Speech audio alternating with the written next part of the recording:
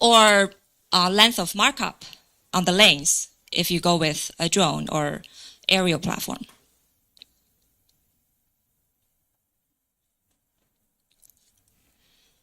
For highways where we need a mobile platform to collect all the videos, we realized that existing works cannot be readily applicable in the real-time settings.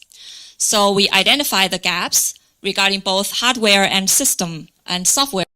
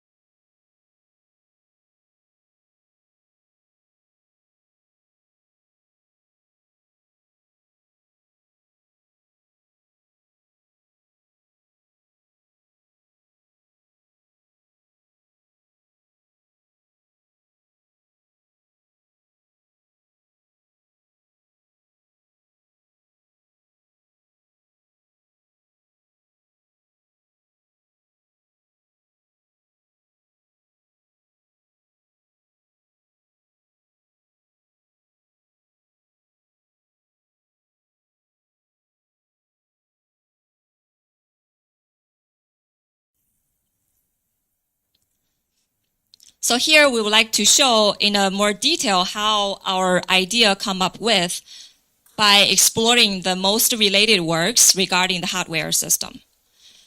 Those 3 examples we identified is like this. So you can see in the first example, the UAS would transmit the video to a local computer through on-premises network, meaning that you basically use your own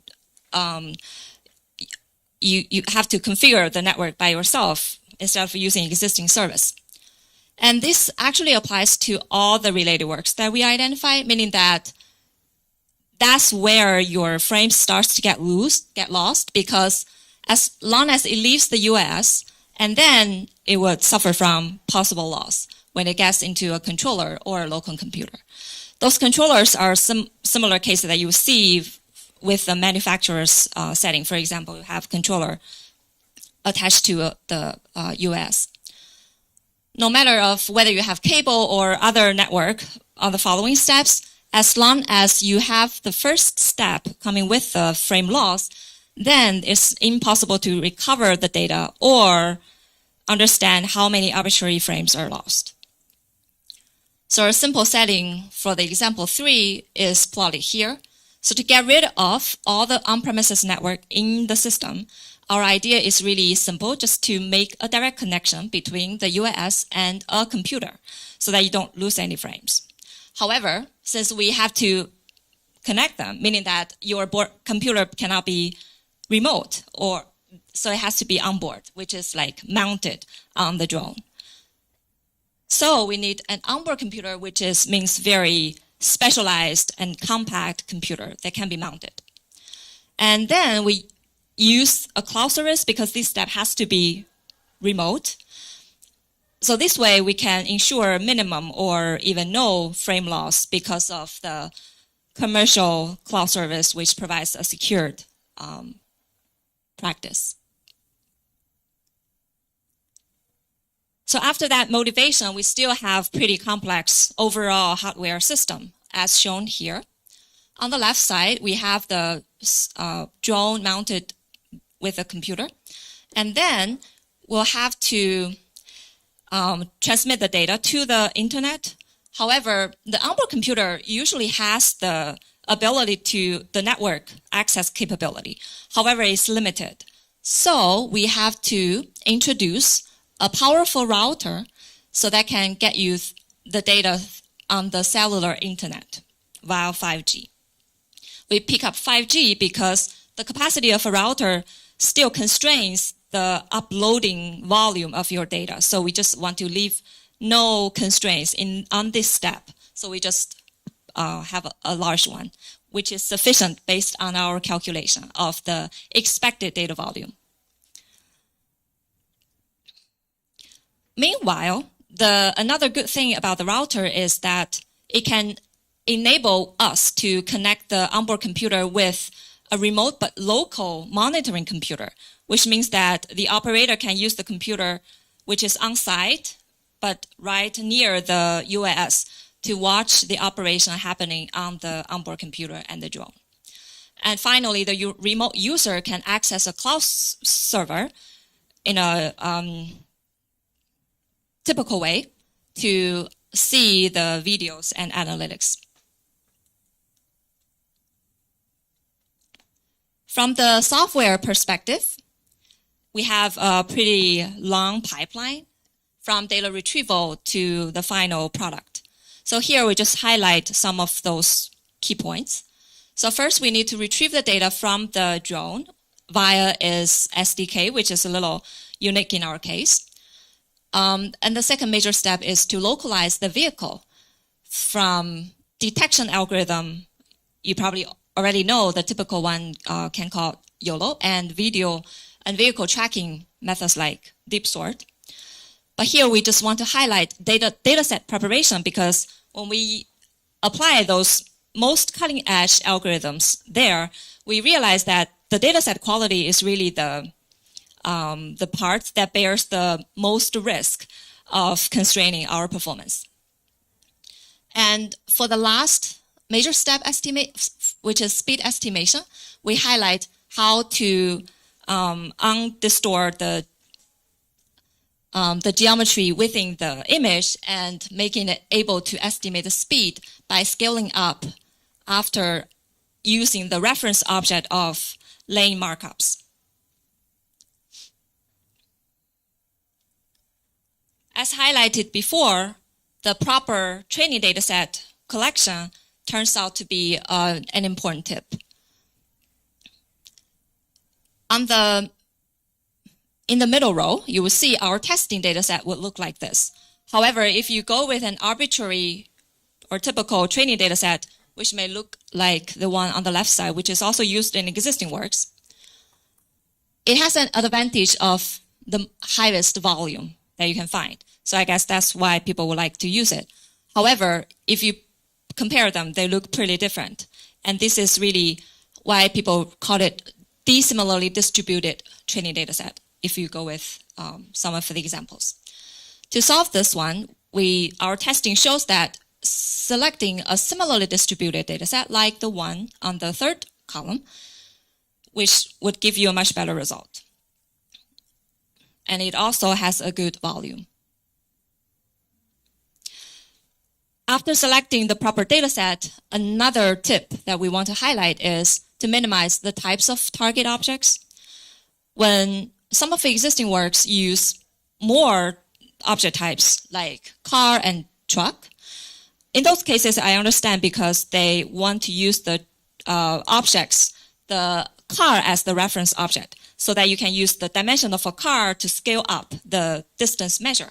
However, it comes with a trade-off that when you do not have sufficient number of testing cases, for example, truck, which is relatively rare in a collected video, then you probably have a precision and recall which is around 80%.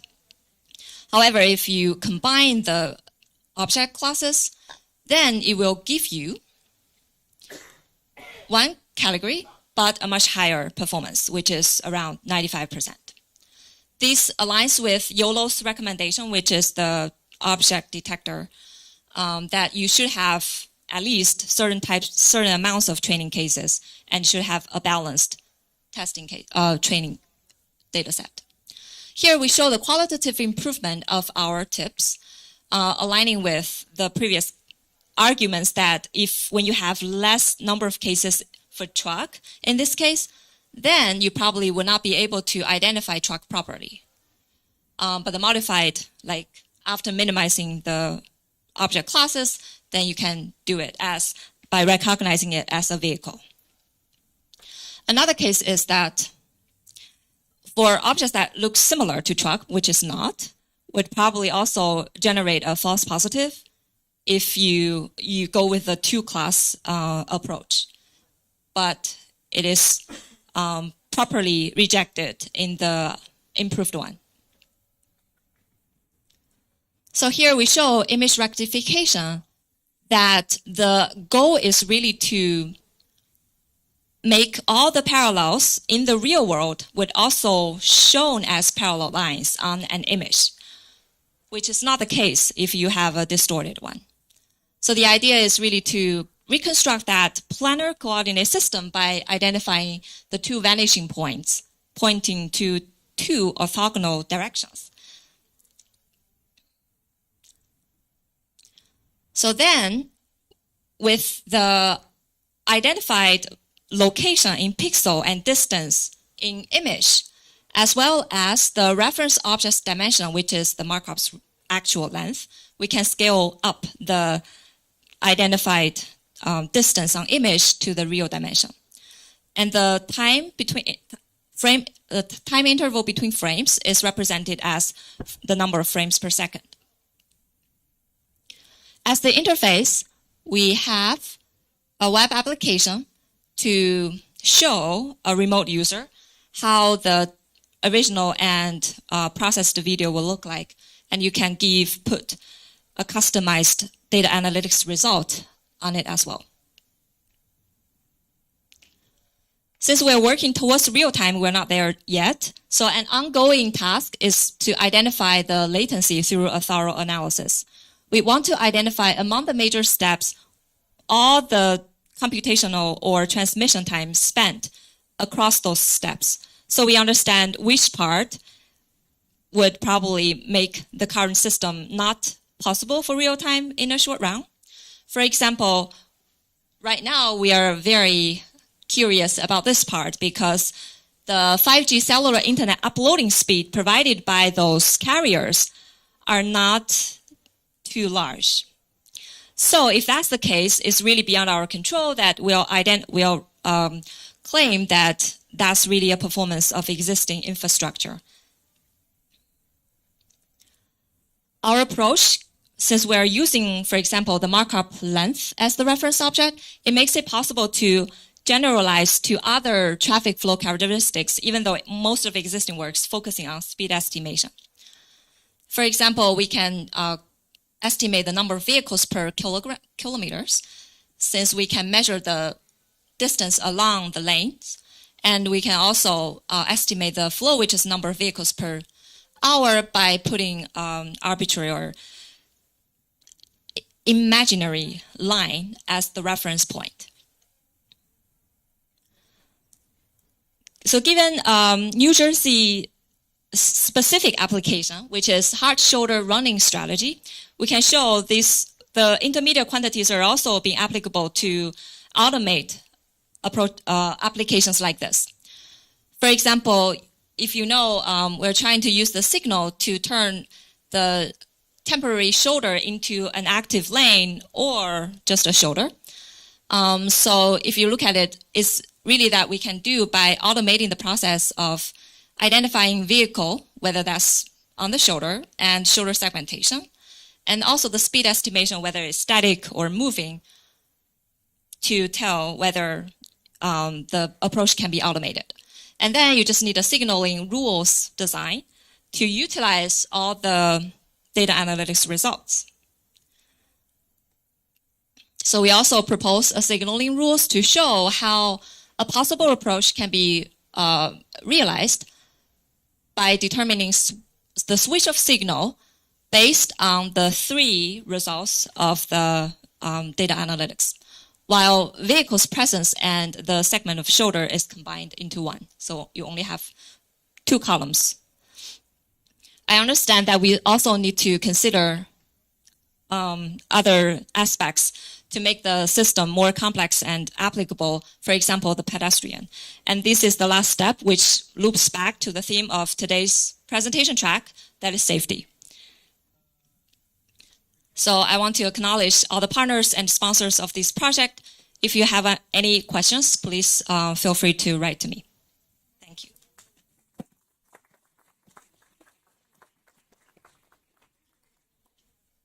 All right. Thank you, Dr. Liu, for taking the time to share your research with us. In the interest of time, I think we're going to go ahead and go to our next presentation. If you do have any questions for Meiyin, do feel free to reach out, I think, afterwards, and we'll make sure that her contact information is shared with you. So up next, we have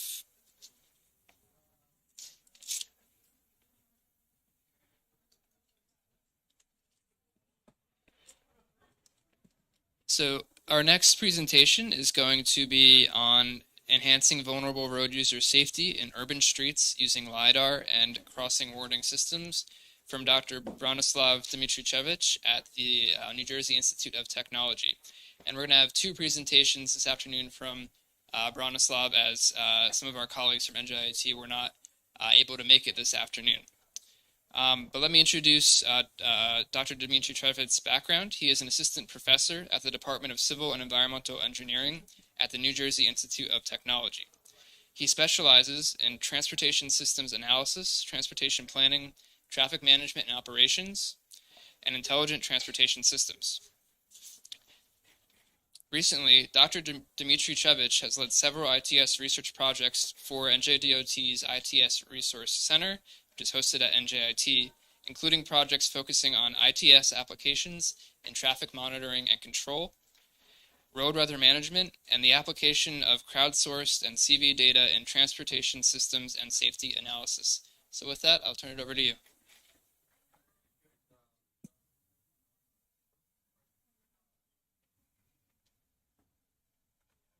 Okay, it's working now. All right, well, thank you for staying this afternoon with us. And in fact, I am jumping in for both presentations. I wasn't supposed to present any of this, but actually my colleagues were not able to attend, so I'll cover for them. Fortunately, I was involved in these 2 projects, so I do have some knowledge of what happened and what I'm talking about. So before I start, I just want to recognize my colleagues who were part of this project, Dr. Lee and Dr. Besenski, who are faculty at NJIT and are part of our ITS Resource Center, and our students, Abu Fazl and Tufan, they are in the audience. This is a project that actually I presented 2 years ago, an early exploratory phase where we kind of tested the 2-channel LiDAR to detect pedestrians on a sidewalk and alert drivers using connected vehicle technology on imminent crossing activity in front of them. And so that was kind of interesting because we realized that these alerts for drivers were effective in terms of reducing the oncoming speed of the vehicles. So we took this further down by essentially trying to equip intersections or actually mid-block crossings where you don't have really the traffic signals with some kind of alert system that will inform the drivers of the pedestrian traffic. And this is really an issue at mid-block crossings, because if they are not equipped with any kind of signaling technology, the drivers really need to visually see the pedestrians as they're about to cross, and then stop for the pedestrians. So many times you will see, maybe as a driver, you will kind of notice pedestrians too late, and then you're really in trouble. Should they stop? Should they start braking? Should they just go through it? Because pedestrian is not probably going to step on the roadway before they're certain that the vehicles will stop. So the solution for these kind of problems and issues and these kind of safety hazards, there are some. Most of them are to improve the visibility of the crossing, visibility of the pedestrians, and the one that most often is used are these rectangular rapid flashing beacons, which I'm hoping you all seen before. And essentially they are activated by pedestrians using pedestrian buttons. They would activate the beacon, which will start flashing, and then the oncoming traffic, the drivers will be alerted that there is a pedestrian on the crossing or about to cross, and hopefully they reduce their speed, they come to a full stop and let the pedestrians cross safely. This technology actually has been proven to be quite effective. And some statistics show from the recent studies that the driver response and adherence to the rules of the road to stop for pedestrians is up 90% in some of the locations that you would use rectangular rapid flashing beacons. And then pedestrian crashes are significantly reduced as a result of that, 69%. But one thing that is really required for this system to work or to work properly is for pedestrians to actually push the button. If they come to a cross and they start crossing without pushing the button, then the whole system is almost like a furniture on the roadway that doesn't really have any purpose. And what we actually we noticed this, anecdotally, all of us noticed this, have been noticing this for a long time. But what we kind of try to do is like, okay, let's see how much of a problem, how big of a problem this is. So what we did something, maybe I can't say it's really scientific study, but we did something as close as we could to the scientific study. We have a system like this right in front of our building at NGIT. It's a mid-block crossing that connects campus to a dorm. So there is a huge pedestrian traffic on this crosswalk. We have rapid flashing actually not rectangular, just a rapid flashing beacon with two signs that are flashing, and they are operated by a push button that pedestrians have to push. So I'm going to play a video, 15 minutes, and we are counting here. We are counting pedestrians who are crossing and those who are pushing the button. Okay, so bear with me. Okay, so we got one. And then, and you can just notice how much pedestrian traffic there is. So already you can see the problem, right? There are individuals crossing, there are groups crossing. There are those who cross that, really not much traffic is coming through, but then there are situations where there is quite a bit of traffic coming through.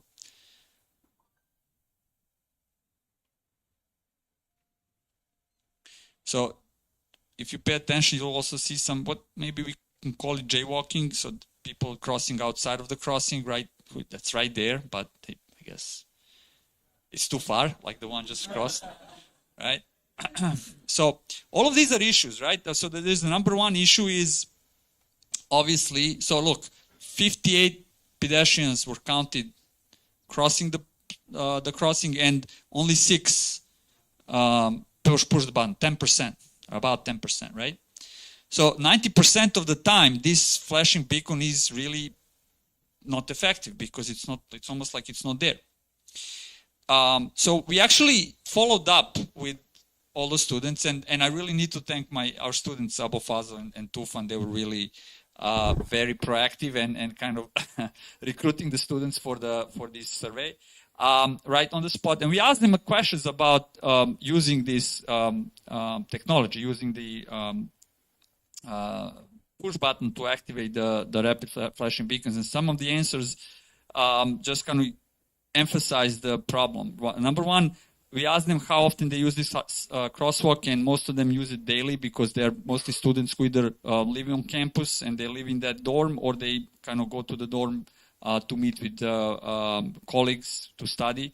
And so it's a large number of them are on that sidewalk every day, and sometimes many times a day. so we asked them, why are you not pushing the button? And, most of them, the reason was either they were in a hurry, you can see here, so they were rushing to get somewhere. And then they also, some of them thought that, they look left, right, and they feel like either there's no traffic or the traffic is so slow, they'll see me and they'll stop. And most of the time, that's okay, that's fine. But there will be a situation if this becomes a habit when they're not going to be able to actually size up the situation properly. And that will cause or may cause crashes and issues. So there are other reasons, like they forgot, I don't know how. Doesn't make a difference. So that's those who think that, doesn't really matter if I do push or not. Drivers are not going to really change their behavior, something like that. I don't know. We didn't really go into details, but these are the answers. But I think the most important ones are these two reasons, right?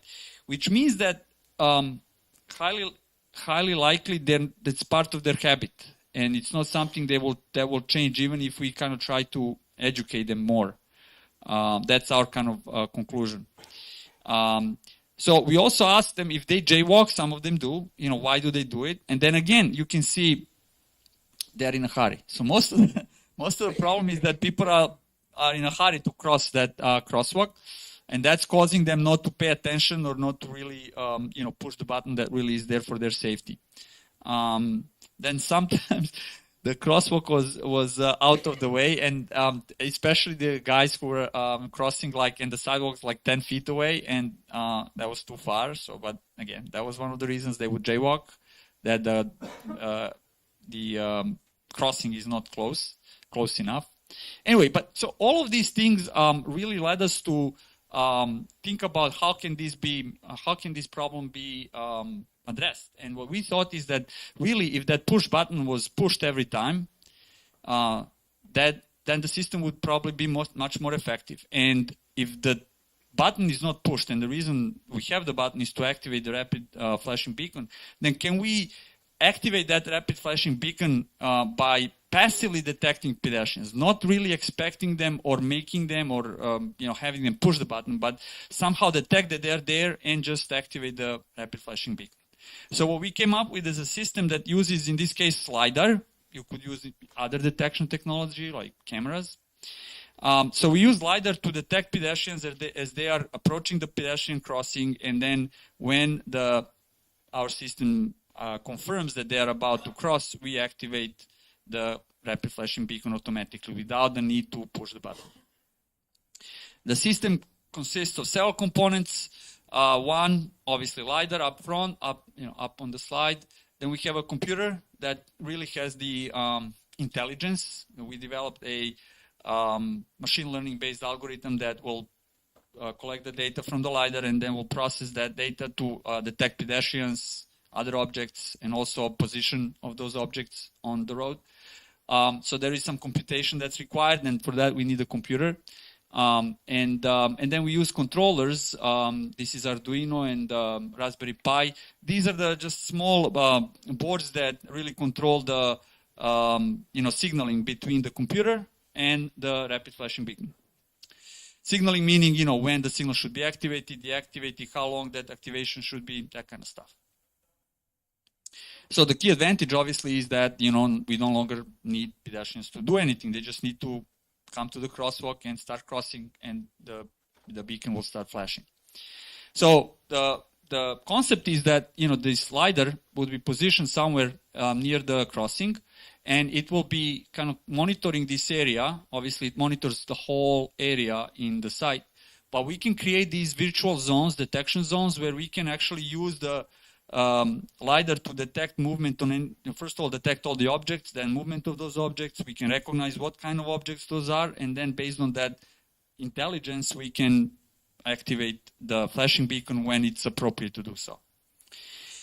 This is kind of live kind of, I guess, visualization of the LiDAR data. So you can see that obviously it continuously has the continuous feed of points that reflect the objects, stationary objects like buildings, trees, traffic lights, anything like that, sidewalks.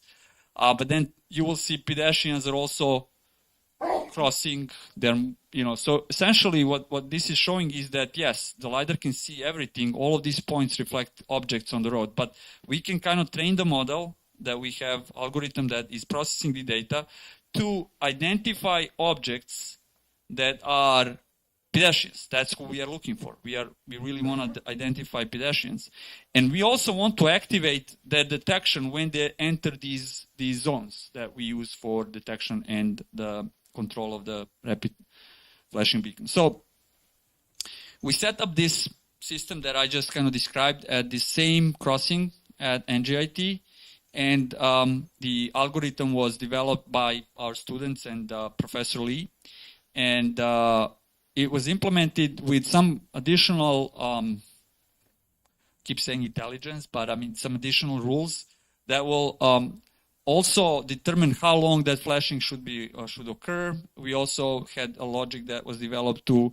identify groups of pedestrians crossing, so that you don't have to, like, every time you detect a pedestrian, you activate the beacon. If they are in a group, you only activate it once, assuming that the group will be crossing, not like 5 activations for 5 people who are together, something like that. So that's also part of the control algorithm.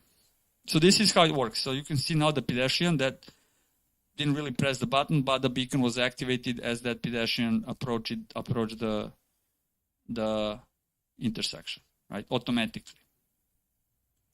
The next example is that you can see now that, okay, so these guys were, some of them were crossing outside. We were able to actually detect the jaywalking and also activate the flashing beacon with,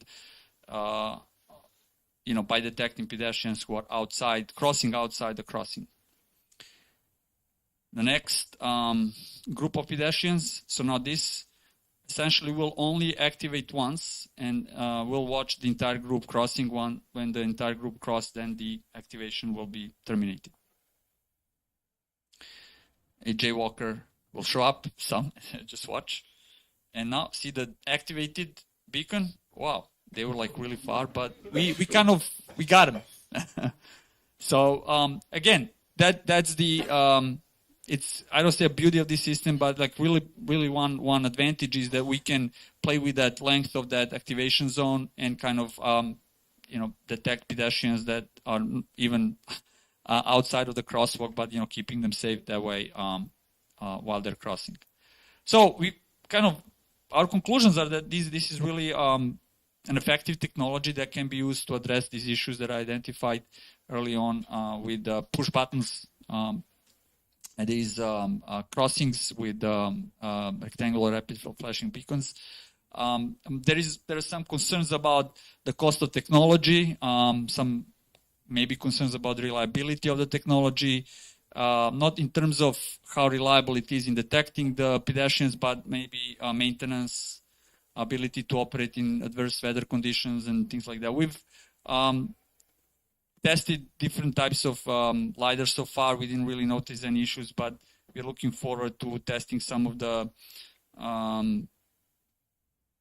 these technologies this winter at NJIT. And then we'll kind of continue to collect data and refine detection algorithms, because we do notice from, in some, over time that there are some false detections or missed pedestrians under specific circumstances. So the model is as good as our training for that machine learning model. So we'll continue to improve that. And then also the urban setting, like for example, if the crossing is in between the parked vehicles, so if you have on-street parking, that will kind of create some additional complexity of the system. If you have trees, you've got some other what we call obstacles or obstacles to the vision for the LiDAR, that would also create might create some issues that will have to be addressed with the algorithm.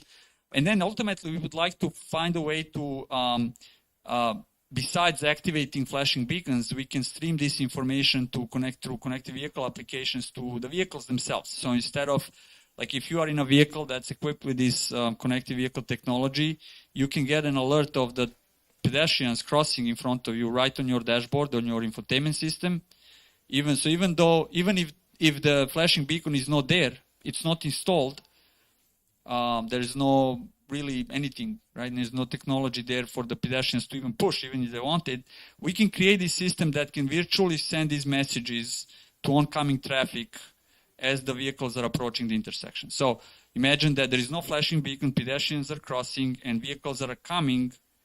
But if you install a LiDAR or camera and any detection system, you can passively detect the pedestrians as they're about to cross, and you can send in real time the messages to the oncoming vehicles, which you can identify by geofencing, let's say, an area close to that crossing. So it's doable. We already tried it. It works in our lab. We just need to figure out now how to do it in real life, maybe at this intersection or this crossing at NGIT. So that's what we are planning to do next. So hopefully we'll be able to report more next time we see you. So I guess questions, no? Yeah, thank you, Branislav. I think we do have some time for some questions.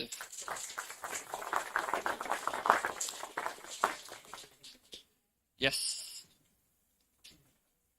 Did you study the pedestrian crossings after you put the LiDAR in? Did people stop using try to attempt to use the push buttons? In other words, they got accustomed to the LiDAR activating and the buttons were still present. Mm-hmm. Well, we just did a small study and quite recently. This system was only installed for a short period of time. So I don't think any of our colleagues, students are actually aware that that system was there. We didn't tell anyone. We were just kind of activating it. It wasn't like, oh, no, you don't have to push any, you don't have to do anything. We didn't post any sign or anything like that.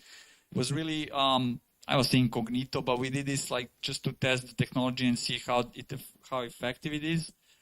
Down the road, if this is installed, we definitely want to. That's why I said the study we did wasn't quite scientific, although we did use statistics and we did proper surveying methods. But we need more data, and we'll need to design the experiment, like you said, to see whether the behavior of pedestrians would change with this, right? But 90% of them are not pushing the button anyways, even if they know that it's there. So, hey, no, that's a great idea. I'm just thinking about the activation zone, because obviously you'll have people that are just going along the sidewalk and not making that turn. So I imagine once they make that turn to cross is when it gets activated. Right. Does that give vehicles enough time to I mean, a person will see a vehicle probably if they're close, but does that give vehicles enough time to stop? Right. So the push button would activate the flashing beacon when you are there. So you are already, if you think about the system, the concept, right? You need to get to the crosswalk and then push the button. So the amount of time that the vehicle will have to see it is the same amount of time that it will take for our system to detect the pedestrian as it's approaching, or he or she is approaching the curb. So now just not pushing the button, we activate the flashing beacon. But the first question about detecting which pedestrians should really activate the flashing beacon, that's that machine learning code that we actually have to teach the system. We need to teach the algorithm which pedestrians are supposed to activate the system, and this really has to do with their trajectory. So if we can teach the algorithm to monitor the trajectories of the pedestrians, and then when they come to a curb, then activate the flashing beacon. If they continue walking past, they're not gonna activate it. And that's, again, machine learning is a good tool to kind of train the algorithm to kind of detect those kinds of trajectory patterns. Yep. Just a small question from my end. So when you guys tested, most of the testing scenarios we are seeing is in the daylight scenarios. Did you test for the nighttime conditions? No, we didn't. Right? But we will. And I mentioned adverse weather conditions is another thing that we want to do. Most of that is not going to affect. We are hoping it's not going to affect much LiDAR detection, because LiDAR is not affected by the light. Camera would have a problem in nighttime if you are in a poorly lit location. This location probably wouldn't have that issue. LiDAR may have an issue with weather conditions. For example, snow. If it's heavy snow, big snowdrop, then that can obscure the LiDAR. We haven't seen that yet as a problem for this kind of application, but we'll test it. So we'll see. These are, by the way, 120. Well, we tested with 32-channel LiDAR, but now most of them are really being replaced by 128-channel LiDARs. Those are much more robust, and the sensitivity is much better. So you probably will not see. We're hoping we won't see that issue with them as well. There's a similar issue of lack of use of beg buttons at signalized intersections. Do you see this as an applicable tool for getting time signals or like triggered signal changes? Absolutely. Phasing? Yes. Same way. In that case, though, we would also count pedestrians. So pedestrians will be detected, but also we'll be able to count them, and we would be able to put some weight on pedestrians at the intersection, and then come up with a logic to optimize signal timing to reduce the wait time of the pedestrians. And so the number of pedestrians will have effect as well, not just detection of pedestrians' presence. Right. Thank you. Any other questions? We have time for one more.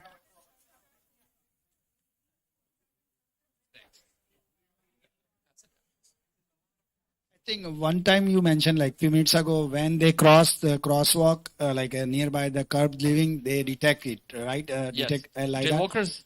But how about if they're leaving, but they are also crossing the curb line? So how they know? Because once you finish crossing, you are also crossing the curb line. Let's say you are going from left to right. When you reach right, how the detector know they are already crossing and not flashing again? Oh, yeah. So the trajectory. So Right. it's looking at the direction. Right. So that's why I said we not just detect pedestrians. The system also tracks their trajectory. So the trajectory is essentially crossing the line, some of those detection lines, and the logic is inherited to the, not inherited, it was developed and integrated into the system that the directionality of that trajectory will also determine when to not just start the activation, but also deactivate the flashing beacon. Like few seconds after the pedestrian leaves the detection zone, we will deactivate the Thank you. beacon. Yep.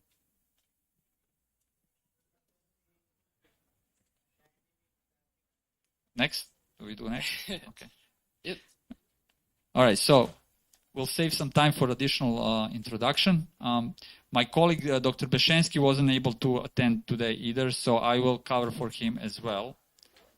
And again, I'd like to recognize the team that worked on this project, include Dr. Besenski, Dr. Joyoung, our student Tufan, and Dr. Spasovic, who is in the back monitoring the room. So I see some issues with the font. Okay, we'll figure it out. So this project is also related to safety, traffic safety, and this one deals with the detection of incidents. So one of the critical elements of effective traffic incident management is timely, accurate, and reliable detection of traffic incidents. Essentially, the sooner we detect the traffic incident, the sooner the transportation agency, the operators will be able to size up the impact of that incident and, if necessary, deploy resources to manage traffic and mitigate any congestion or adverse impacts of that incident onto the traffic. Traditionally, incidents are detected using either some kind of roadside equipment like cameras, roadside detectors, and essentially those would tell us when the speed drops or suddenly drops, and then that kind of indicates some congestion. Or cameras will be used by the traffic operators in traffic operation centers to monitor traffic at different locations, and obviously when they see visually detect incident, then they will know that something is happening. Another way to detect, quote unquote, is to get reports from law enforcement from the scene of the incident. They will call traffic operation center and report an incident and severity of that incident. The problem in all of the above is the number one, coverage. So we don't have cameras everywhere. We don't have even on freeways that are well, I guess, covered by cameras. They're not close by. Sometimes you would have 10 miles or more between two cameras. So anything that happens in between, really no visual awareness. Detectors also, they can detect that something is happening, speed is dropping, there is a slowdown, but you don't really know why. So you really need someone to tell you, or you need to go and see what's going on. And then the first responders, they're not always there. New Jersey DOT has a really great service called Safety Service Patrol, but they only patrol busy interstate highways, and they are really effective in detecting incidents and responding, and in real time helping out motorists. But again, limited coverage. They're not on all the roadways, not even all the major roadways in New Jersey. When I say that, all freeway sections and multi-lane highways. And then law enforcement will sometimes call central dispatch unit or traffic operation centers, and sometimes they won't, because sometimes they're just busy attending the incident, right? And they really don't have time to talk to DOT and to report incidents. So there is a need to have some alternative tool to detect incidents in real time or close to the time as they occur. One of such, I guess, new tool is crowdsourced data. And crowdsourced data is coming from the drivers, from the traveling public. And so we are expecting, or we are kind of looking for a way to leverage the reports about traffic conditions by the traveling public and use that information to as an information for us to detect incidents. And I'll talk about ways that we used in this particular study to try to kind of leverage that information to improve the detection of incidents. One of the main problems with crowdsourced data is reliability, and most of it obviously is reported by people like us. So some of us, actually, I see people in the audience who are trained for traffic incident management, and they're really professionals in responding to traffic incidents, and not just responding, but also managing and identifying them. But majority of the traveling public is not trained, right? So people will drive and they will see something and they will look like, oh, there is a crash, there is an incident. They will be reporting that if, let's say, they use Waze or something similar. But it doesn't mean that necessarily it was the correct call or the correct assessment. So number one, validity, and number two, reliability. Some of us will be 100% accurate, and 100% of time will be, reporting valid reports, and some, will just randomly report, but sometimes those reports end up being not really valid. They thought there was a crash, but it wasn't a crash. Maybe it was a traffic stop.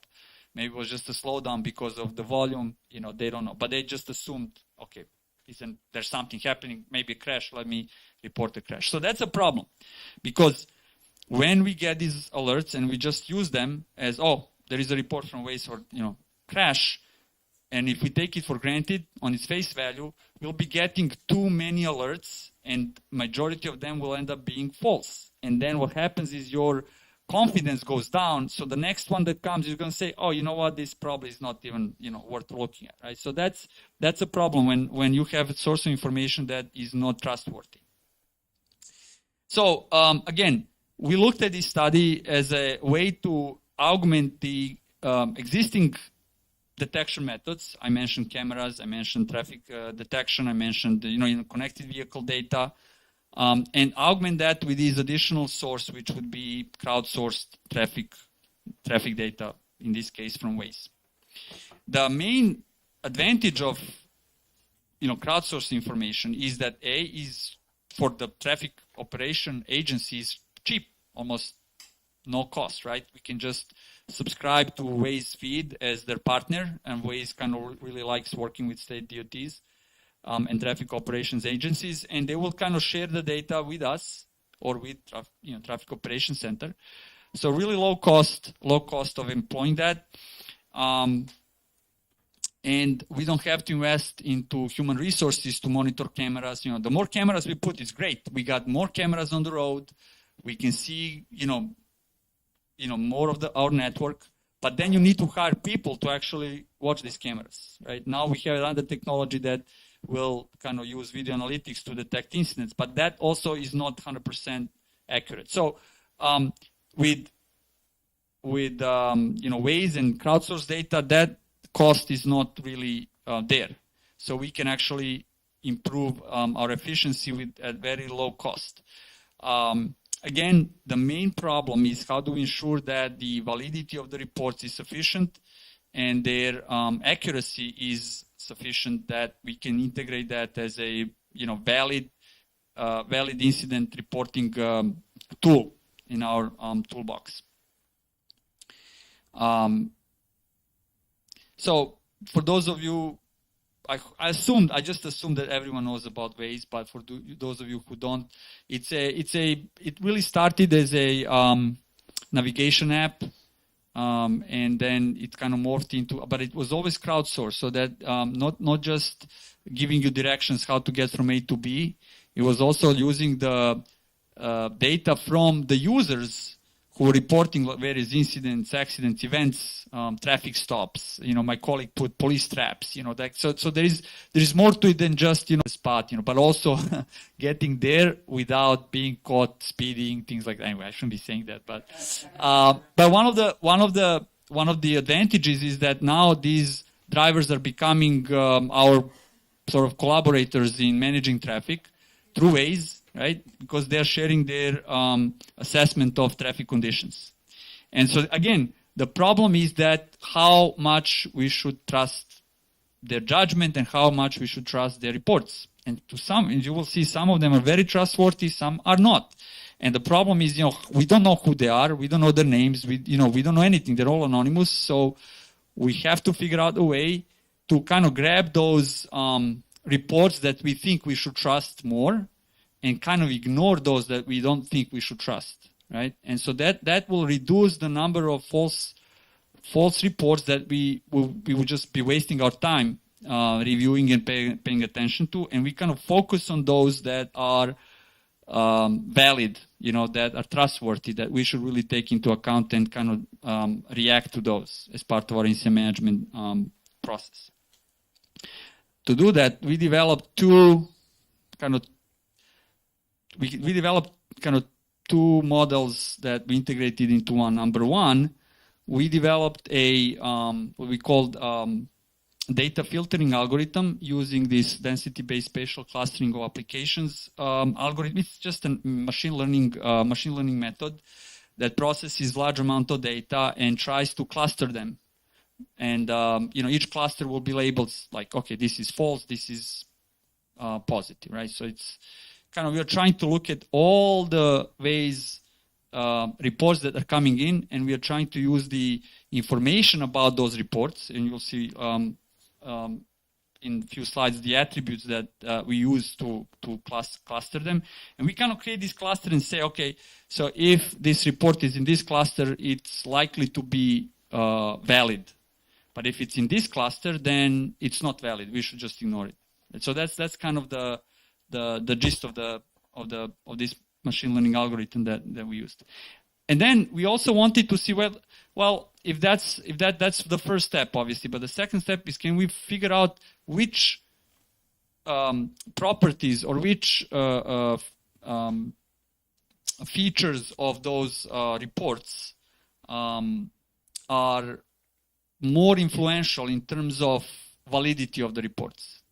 So, for example, if we get a report from a very trustworthy Wazer or Waze user, we can say, well, that's a factor that will really help us determine whether this report is accurate or not, right?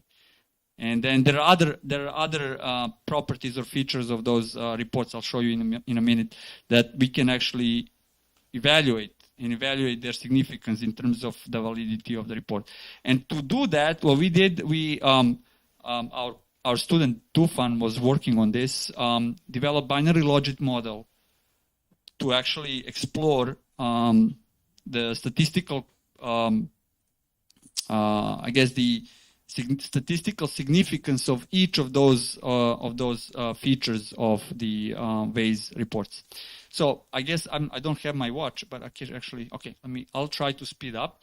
So here we are just showing the data. So this is all the Waze reports over the course of the analysis period, which was kind of scattered across 3 years, 2021, 2022, 2023. This is the data that we obtained from Waze. So that's not just Waze reports that you would get on your phone or your app. Actually, it's the data that you need to subscribe to get from Waze as a database as opposed to alerts. So we were kind of, we worked with them and we kind of were able to get these in these kind of clusters. And so what we did, we kind of looked at those reports and we tried to match those reports to actual crash reports from NJTR1 reports. So these are New Jersey police crash reports that are collected by the law enforcement every time they respond to traffic crash. So what the idea was, okay, let's look at all the Waze reports that we got from Waze and then match those reports to those NJTR1 reports, right?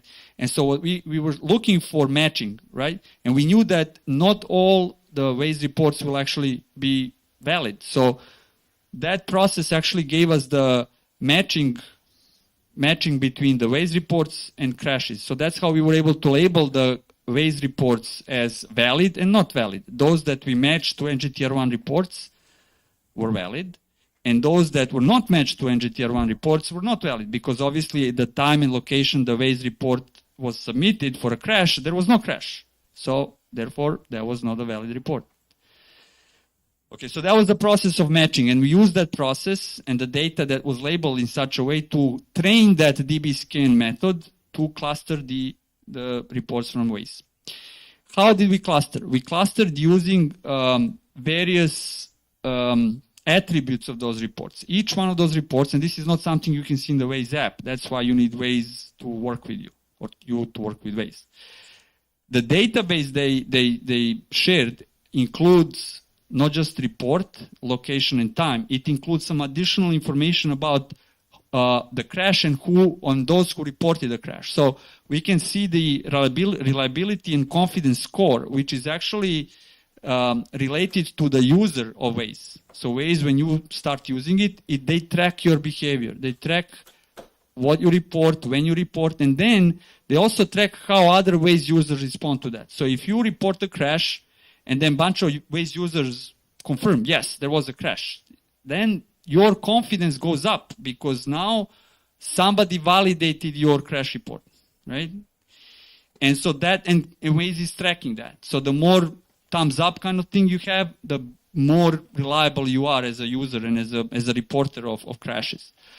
Then we also looked at road type, crash type. They only have 3 types: minor, major, and nothing, no subtype. Type of day, which is either weekday or weekend, and then time periods.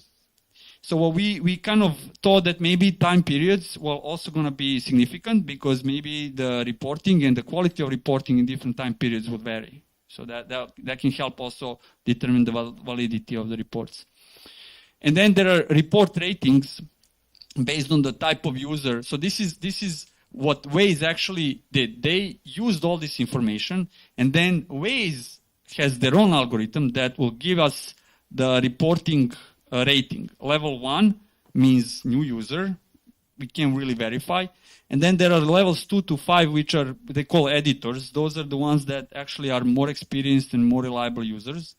And then there is level 6, which is like, let's call it super user. Like this is like someone we should definitely trust, without asking any questions.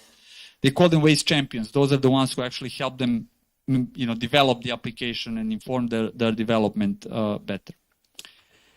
Okay, so that's Waze. We also use NJTR1 crash reports. Hopefully you all know about that, so I'm not going to dwell on this too much. But we really focused on location, time, time and date of and severity of the crash. That's what helped us to identify whether Waze report actually was matching a crash, a real crash.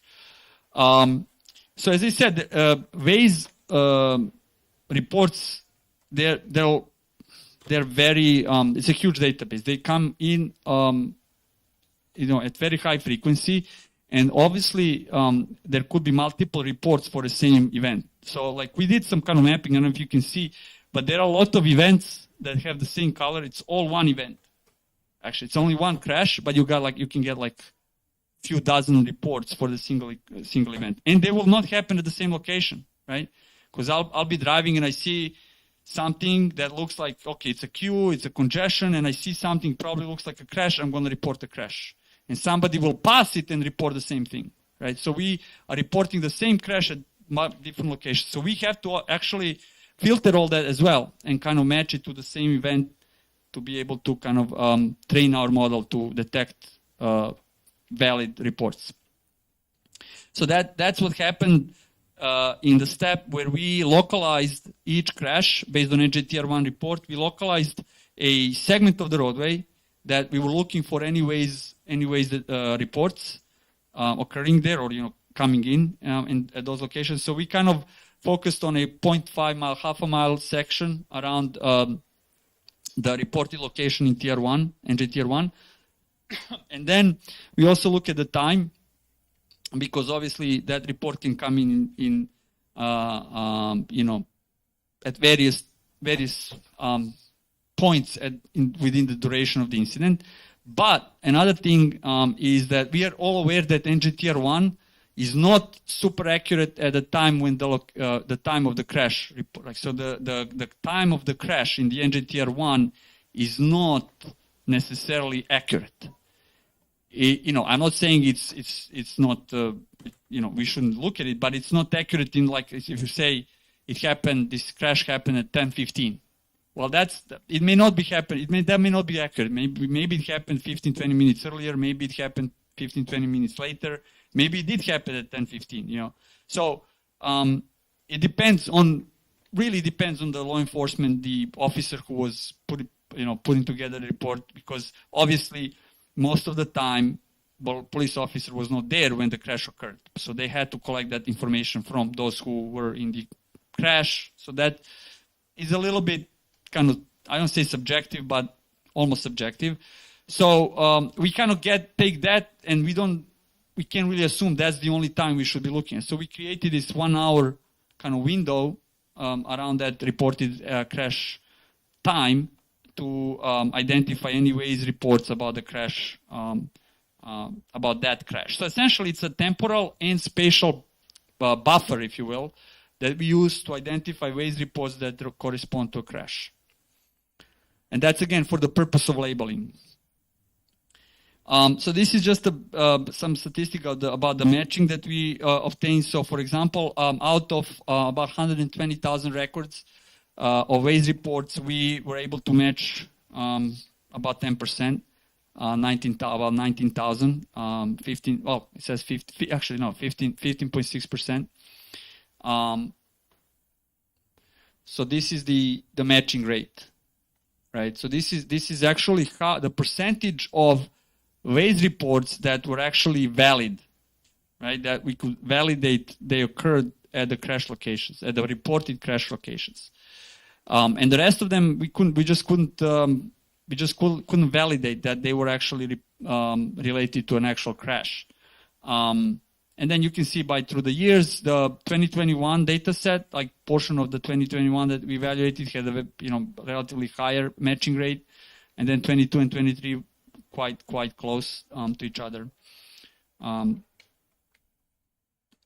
terms of type of crashes, obviously major crashes. So major, minor, that's subjective. Like, I don't know, I guess people who use Waze, they will just see the crash and then they will assume, okay, it's major or minor, depending on if they see a lot of damage on the vehicles, and then they say, okay, major if it's something like a fender bender, minor, something like that, right? So it's not necessarily matching the crash severity rating that, let's say, DOT and law enforcement uses. But you can see that actually the ratio of major 26.3% is not really, probably is not the ratio of actual number of major crashes of the total crashes, but probably people, drivers, Wazers, let's call them Wazers, Waze users, will respond more to more severe crashes, right? So if they see something minor, they're not going to even push the button, especially if the traffic is not affected. But major crashes will probably affect traffic much more, and then they will be, I don't say obliged, but they will be kind of, they will feel, okay, let me inform everyone, let me push the button and inform. So that's why we get a more,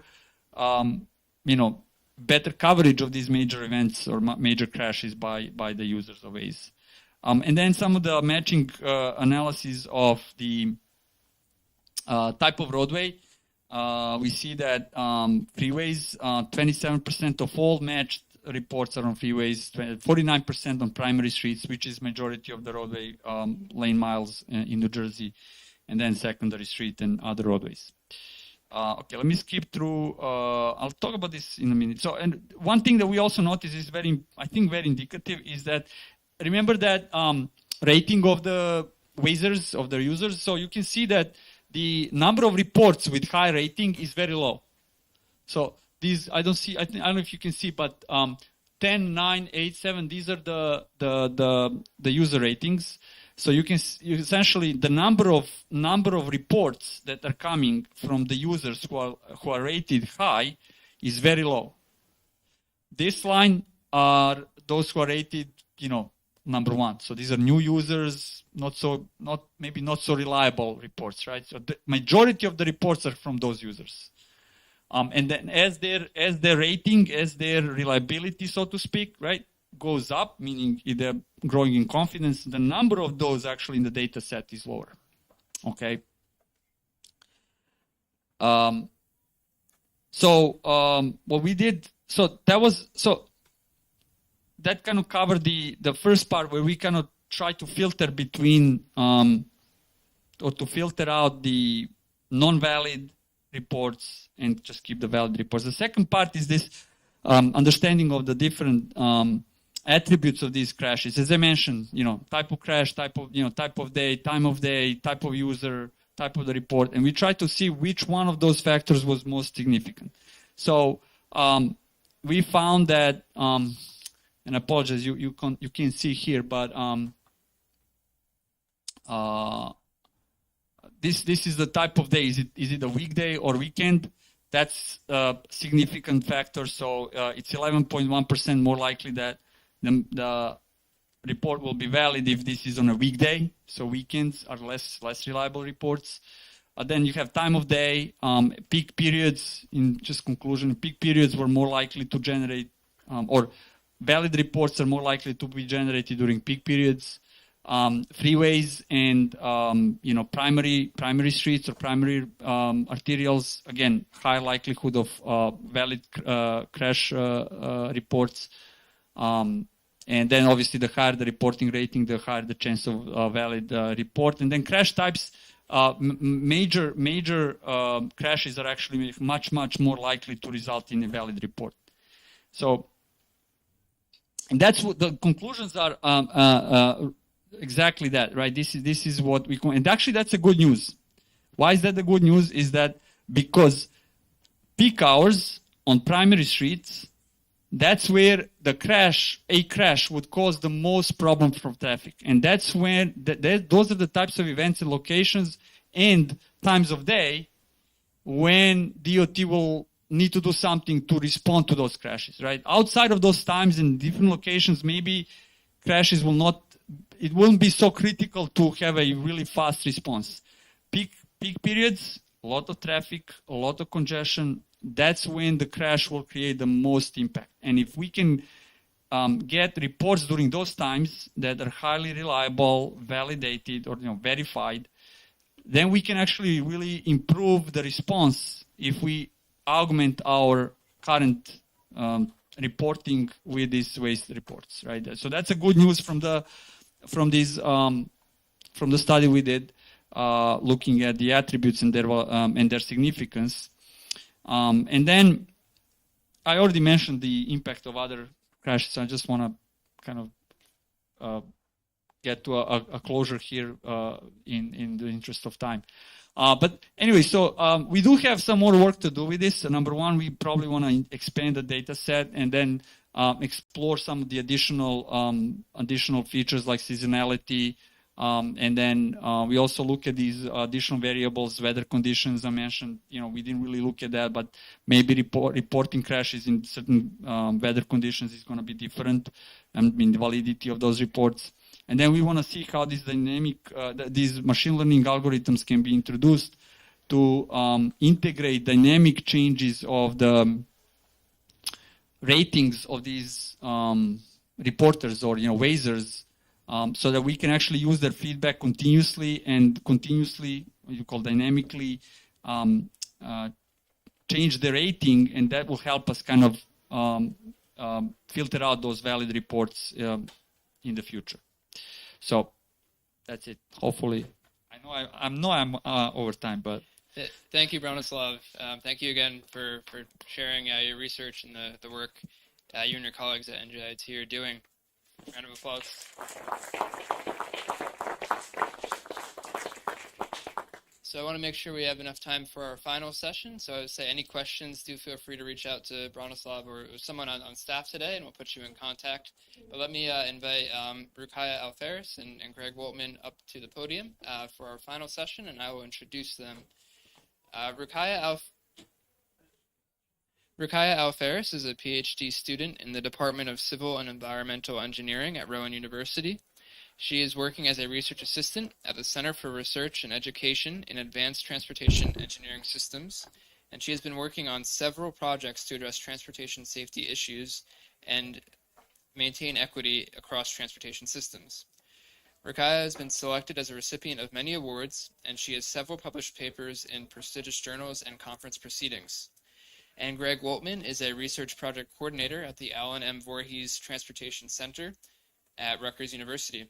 His work with the New Jersey Bicycle and Pedestrian Resource Center includes research focused on micromobility, safety, pedestrian access for older adults, best practices in pedestrian-scale lighting, and federal zero-deaths initiatives and grant programs. As a staff researcher at the New Jersey Department of Transportation's Bicycle and Pedestrian Resource Center, Greg dedicates his effort to researching and synthesizing information on different federal discretionary grants, the Safe System Approach, and the FHWA's proven safety countermeasures to expand New Jersey's active transportation networks and enhance safety for vulnerable road users. So, thank you.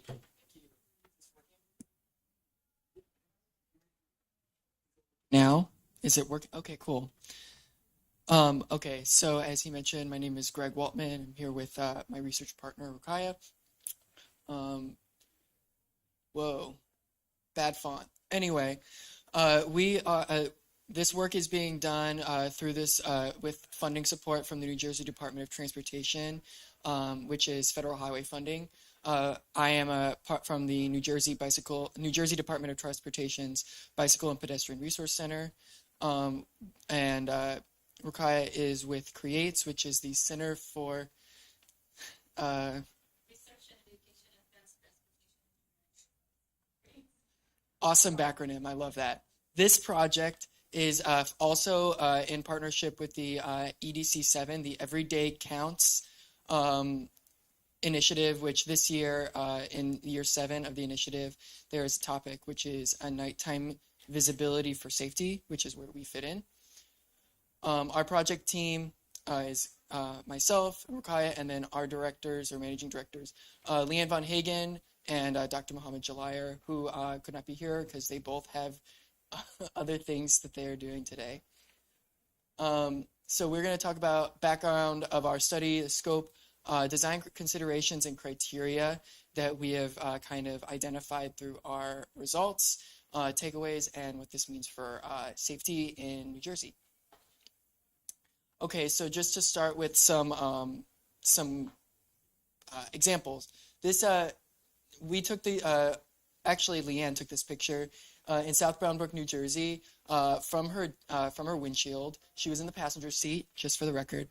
And you can see that we have a pedestrian but there's actually just a very wide variability in their visibility based on a lot of things. Currently over here, oh, I can point. Can I point? Oh yeah. Over here, we have pedestrian scale lighting that is just like off, and it's actually making the visibility of the pedestrian and the amount of time it takes to identify them increase. The visibility is lower, and the amount of time it takes to react to them increases. We see them over here just a few seconds later, much more visible, much quicker much quicker identification. We see it again here. We have a pedestrian here and here. Can we really see them right away? No, there is actually lighting directly above them. However, this is road scale. This is not pedestrian scale, and it does not actually provide much benefit to the pedestrian. As you can see, the sidewalk over here is much brighter because there's actually pedestrian scale lighting as a de facto from this bodega. And then this parked car is our third key factor that we're going to just talk about what we already know about lighting and pedestrians. First of all, crossing the street is generally not always the easiest thing to do because of yielding and stopping behaviors. Road lighting, especially when it comes to road scale or vehicle scale lighting, does not necessarily serve pedestrians. This one here, and being one of those. Illegal parking is a compounding factor to poor visibility, and that visibility can change by the foot. We also, from other research out of the Blaustein School and from the Voorhees Transportation Center, we have identified some hotspot. There was a hotspot analysis for bike ped crashes, and as we can see in the left, this is all bike ped crashes in the state.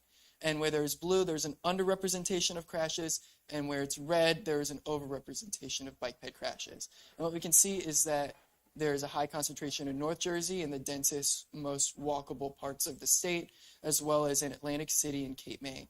However, if we look at it from a fatal perspective, where are those crashes fatal, there is still some up in North Jersey, but we see it mostly in Camden and in South Jersey. And what we have here is a discrepancy. One factor is a discrepancy in the amount of lighting, especially out here in Vineland and in the South Jersey region. A lot of these are high-risk rural roads, and they do not have any lighting, much less pedestrian scale. Lighting is a proven safety countermeasure. In New Jersey, crashes are 6.5 to 7 times more likely to occur in dark conditions, and are this is for pedestrians and bicycles and pedestrians. 6.5 to 7 times more likely in dark conditions, and 2 times more likely, twice as likely, if there's no lighting at all. And we've identified there are a few key areas for improvement where we can really kind of allocate our resources because they are major trip generations for pedestrians, vulnerable road users, and that includes school zones, transit stops, busy intersections and corridors, and marked crosswalks, which are mid-block, which kind of ties into our last couple presentations. Also, VTC has done some additional work that kind of built up to this. We have this 2007 report out of the VTC, a pedestrian lighting in New Jersey. Shout out to Ranji, who wrote that 15 years ago. And also we have as a resource out of the Bicycle and Pedestrian Advisory Council, which is an NJDOT sponsored BPRC activity. We have this primer that was produced for pedestrian scale lighting, which provides some details about sighting, spacing, and different considerations. However, it is pretty detail and instruction light. It is pretty high level. Okay, and this is where Ruqaya starts. Thank you, Greg. And here we start with the scope of the study, that how we started building this guide that can help engineers or municipalities to determine what and how to provide an let's say a decent or enough amount of lighting for pedestrians to provide them safe and comfort on the roadways. So after we defined the research problem, we looked into multiple guides and resources that is already in there. Some of them published from the Illuminating Engineering Society, AASHTO, and CHRB. Some of them are published also by FHWA. From these, we did synthesize our findings into the design considerations and criteria, which I'm gonna explain in details. Starting with the lighting system design considerations, overall, whenever we're talking about lighting on roadways, there are three aspects that are being considered, starting from safety and comfort for all road users without overlooking pedestrians and bicyclists, which are the vulnerable road users.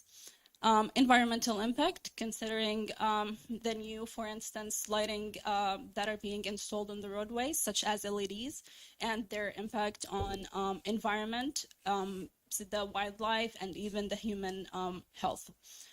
Energy consumption, how much energy can we save by using the best option or the most energy efficient option for the lighting on the roadways.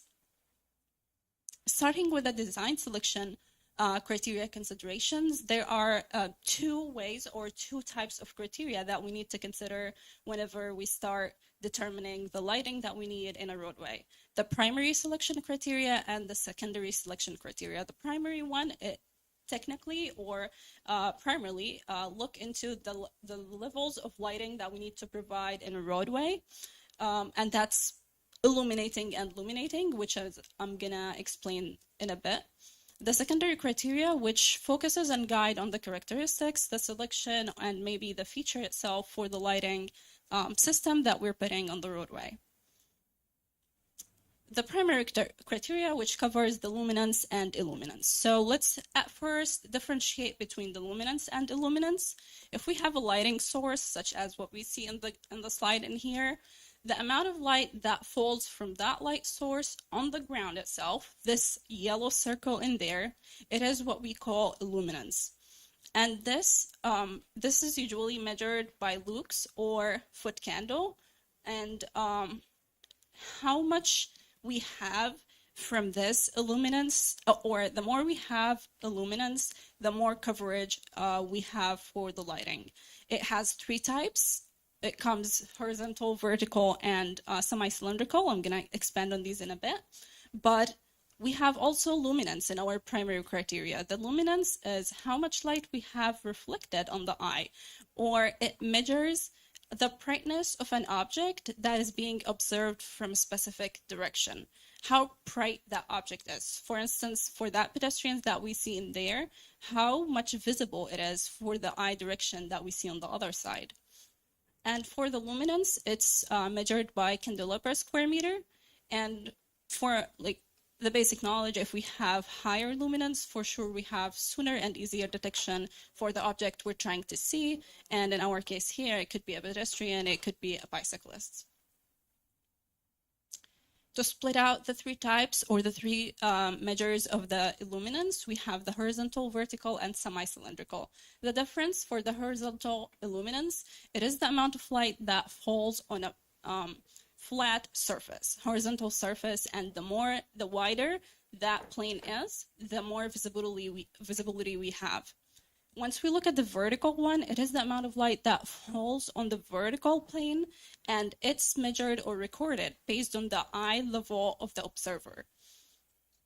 When we look at the semi-cylindrical, the picture itself says it, but it considers more the three-dimensional aspect of an object, which is mostly needed whenever we're talking about pedestrian scale lighting or the enough visibility for bicyclists as well.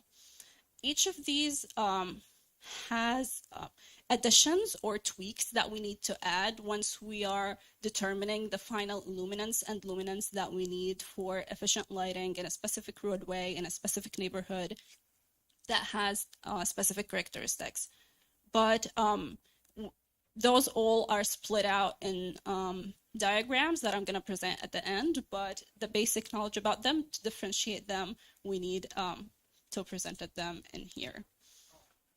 Coming to the secondary criteria that we have, there's multiple aspects of the lighting that we need to consider in the secondary criteria. First one of them is the corrected color temperature of a light source.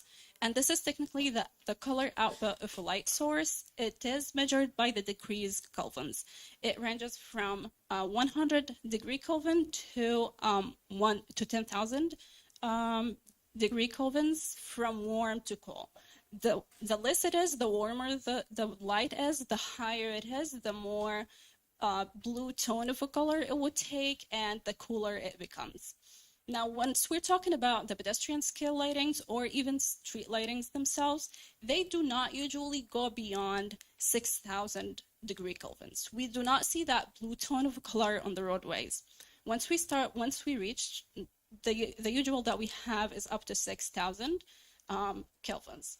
Now, the 5,000 degree Kelvins is the natural or the neutral white of a color that we have, and the high pressure sodium lights that we have nowadays, some of them range between 1900 to 2000 degree Kelvins, which is right in here.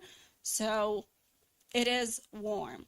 Now, there's this dilemma or this conversation between one more thing. So for the LED lighting, it goes more towards the neutral white and the blue tone of color, but it does not usually exceed the 6,000 Kelvins whenever we're using it in the roadways. Main reason is the conflict between the visibility that we need and the human health. Higher Kelvins means some effect on the wildlife, on the human health, on the sleep quality for people. So we need to find the balance between this, between the resources that we have reviewed. The ideal number that was found is 3,000 degree Kelvins, somewhere between enough visibility for roadways and at the same time enough health for people or no disturbance for people's health. Second item of the secondary criteria is the surround ratio. The surround ratio is technically the amount of light that is spilled over the roadway that is being lit. The way how we measure this is by counting the amount of foot that is being lit on after the roadway or on the shoulder in addition to the sidewalk, divided by the amount of light that is lighting one lane of a roadway. The optimal ratio for the surround ratio for the pedestrian scale lighting is 80%. And it is 80% because we need more coverage on the shoulder of the sidewalk to provide enough visibility for the pedestrians. Now, if we are counting this or defining the optimal ratio for surround ratio for roadways, this optimal ratio would decrease because we would look for saving lights and not having spillovers on the rounds. But here we are looking for pedestrian scale lighting, so we are looking for some more lights on the shoulders in order to provide visibility for pedestrians and bicyclists. Third item is glare. Glare is any discomfort or difficulty combined with the lighting once we directly look at the light. And technically, glare becomes more problematic whenever we have lights that is at 16 foot or shoulder or shorter, which is the pedestrian scale lighting height or mounting height. And with glare, we can fix this problem whenever we're talking about the pedestrian scale lightings by increasing the semi-cylindrical illuminance, which can fix this discomfort that is associated with the glare. Light trespass, it's the amount of light that we has, and it's lighting something that should not be lit, either going on the sky or it's going into the priority line for some buildings or neighborhoods for people. If we look at the picture on the side, we see how glare is it this? No, I want to go back. The up one, right? It's fine. So glare is right this one that is hitting onto the person's eye. Everything beyond the area being illuminated is a spill light, and it's hitting the residence, it's hitting the property line. It's not what we really need to illuminate. Technically, illuminating any item that we don't really need to illuminate. The lighting type, selection, and considerations. So we have 5 types of the lighting types. It's classified based on the distribution of the light from type 1, 2, 3, 5, 4, and 5. Whenever we're talking about the pedestrian scale lighting, the optimal or the best to use is from type 3, 4, or 5. And the main reason of this, because with pedestrian scale lighting, we need the light to go more than linear. If we look at type 1 and 2, they are more linear distribution of the light. However, for 3, 4, and 5, it goes more horizontal with some curving with the light distribution than it's being purely linear. So it can provide the enough luminance and light needs for pedestrians and bicyclists. Type 5 is more the circular coverage of a light, and this is usually used either in intersections or in places that are open areas for pedestrians. So whenever we're talking about the pedestrian considerations design, after looking at the main criteria, luminance, some of the secondary criteria, we need to consider what type of facility we're trying to illuminate. There are 3 main types for pedestrians. Either we're talking about crosswalks, could be mid-block or intersections, adjacent to roadways, and that could include the sidewalks or the walkways. We have the purely walk trails for pedestrians, which is separated from traffic, and this is not our main considerations in this study because we're trying to look at the areas where there is a conflict between a vehicle and a pedestrian. In addition to looking at the pedestrian facility that we're trying to eliminate, we need to look at the pedestrian volume in the area. There are 3 levels of the pedestrian volume, from low, medium to high. Low, if we have 10 pedestrians per hour or less. Medium, it's between 11 to 100 pedestrians per hour. And lastly, high, it's wherever we have more than 100 pedestrians per hour. Now, because we know that bit count is very rare to have, it's expensive to collect, there are some along way let's say land uses or typologies for the areas that can help people to guide the way how they can provide lighting. So whenever we're talking about low pedestrian volume, it's more could be the suburban streets with single family dwellings, or low density residential developments could be also the rural or semi-rural areas. Whenever we're talking about the medium areas, it's the downtown office areas, libraries, apartments, parks, industrial areas, and the near transit lights. High pedestrian areas, it's mostly downtowns, crowded areas, stadiums, theaters, and transit terminals.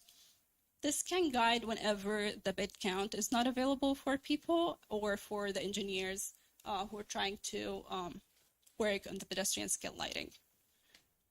Coming to the outcome that we got from this study, so after reviewing and inventorying the guides that we have on hand, defining the criteria, we came to our design decision trees that defines the thresholds or the ways to provide sufficient lighting for pedestrians.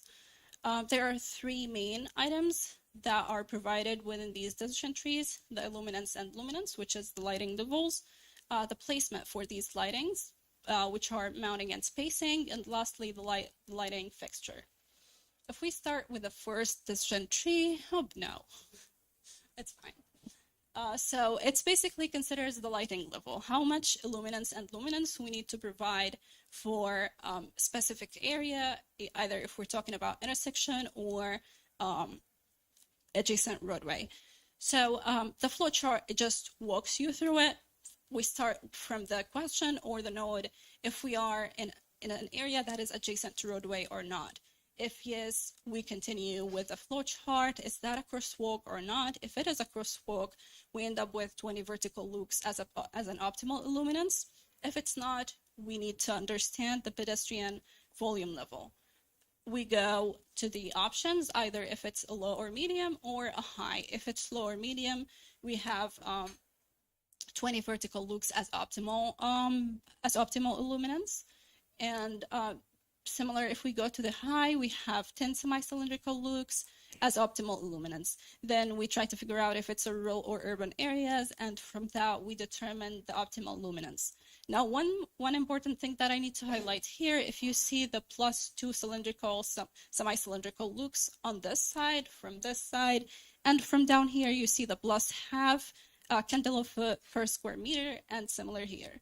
So all these additions, it's the additions that we need to consider for the glare problem. So we said whenever we have pedestrian scale lighting that is have the height of 16 foot, we will have glare problem. By adding those luminance and luminance frequency fractions, we can fix the glare problem in these areas. So with that, the engineer could determine how much illuminance and illuminance we need for the area or for that specific facility that we're trying to illuminating. But still, we don't know how much height we need and how much spacing we need to put these lighting on. For the placement, we consider two things, mounting and spacing. Mounting, usually between all the resources that we have went through, it ranges between 15 to 18 feet of a height. Once we're talking about spacing, it differs. If we are in a downtown area, we're good with 40 feet between each of the lights. If we are not in a downtown area, we go to a roadway adjacent area. If it's an intersection, we go with minimum 10 feet between crosswalks and approaching vehicle, and that's to give the setback for the pedestrian. If it is adjacent to roadway, we need to look at the width of that roadway. Now it becomes the roadway width becomes a problematic. One last chart. If it's more than 50 feet of a width, we need to place it with 50 feet separate with opposite to each other, the lighting. If it's less, 60 feet with alternating pattern would be enough. Last chart, it just tells us about the lighting fixture. Now, one important thing that I need to tell about this, lighting fixtures are usually depending on the vendors that are contracting with the municipality that's providing the lighting. This is just a guide. If we have historical areas, we need to consider the historical type of a light. If we are doing a standard, the standard of each Department of Transportation is usually determined. The watt and the type of a light is usually we do from 3 to 5 type, and the wattage ranges between, depending on the area we're providing the lighting at. But this is just for the information, because mostly the lighting fixtures depends on the municipality and their vendors, and the cost and the budget that is being allocated. This is the before last slide. I'm gonna back to Greg. All right, very quickly, just the key takeaways. We developed this, and this was a research task because we had been hearing from municipalities that this is like an information like black hole. Especially in like small towns, there's really not enough local knowledge of lighting. It's very complicated. There's a lot of factors. So we've developed these like flow charts, as Ruqaya went through, to really to determine and help them on a planning scale and some preliminary ideas where to place. The document will also kind of discuss how to work with utilities and what that process looks like in New Jersey, because that does change depending on what square foot of the state you're in, it seems. And the best practices for LED conversion, because this is also something that works towards our sustainability goals, and also through as part of the BPU push to kind of recalibrate our lighting towards LEDs. Additionally, lighting is an equity issue for both roadway and public safety, and there has been a disproportionate investment in lighting in underserved communities. So that should be considered, especially if we're talking about scoping or where we're putting additional lighting and investing those resources.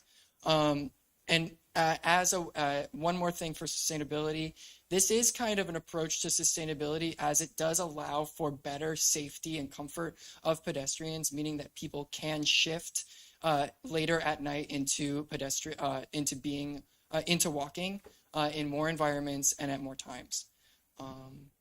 And I don't even remember what the last one is, so we'll just move on. The last one is just states whenever we're designing the roadways, the lighting, it has to be in cooperation with other departments within the municipality, because there's the right-of-way for pedestrians, there's other furnitures on the sidewalk, there's the landscapes that all has to be coordinated together to make the best use out of the sometimes very minimal space that we have for this. That's it. Thank you for being here. Any questions? This is our information if you would like to scan and find out more about any of our centers that we work with and out of. All right. Thank you, Greg and Ruqaya, for your presentation. And I want to say thank you all for joining our safety session. And thank you to all of our presenters as well. So now we are at the end of the research showcase. So thanks for joining us, and have a good afternoon, everyone. Thank you.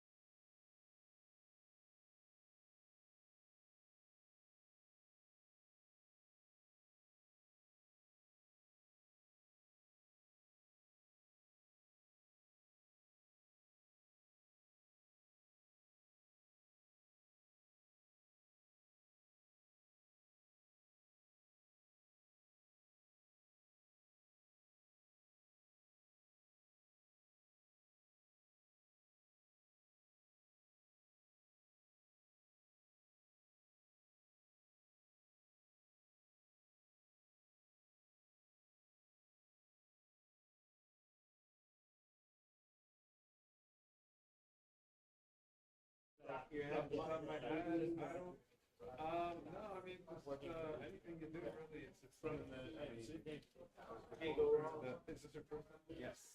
Okay. You'll be amazed by any